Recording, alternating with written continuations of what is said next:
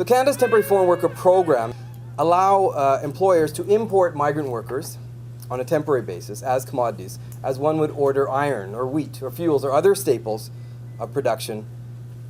And we know that the program itself is rife with horrible stories of suffering, abuse, and exploitation.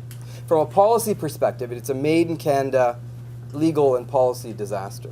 That is a historic and national embarrassment. What do we want? Justice! When do we want it? Now! What do we want? People are the country's #1 export. In the mid-70s, then President Marcos amended the labor code so that he could export workers initially to the Middle East.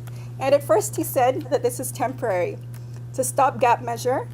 But instead of being temporary, as the country's economic crisis continued and as people were still mired in poverty, successive regimes just continued and intensified and systematized even further this whole export of people. We're here to support the sisters and brothers in the $10 million class action lawsuit against Denny!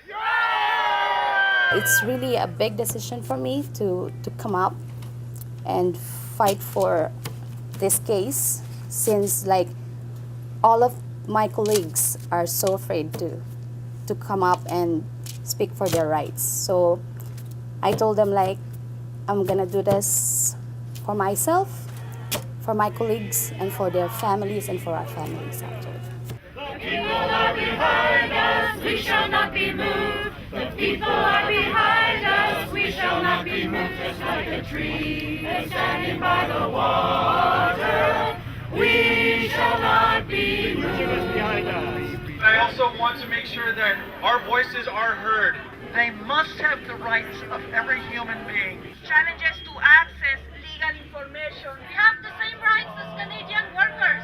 It's very difficult in their position as temporary foreign workers to advocate and stand up for their rights.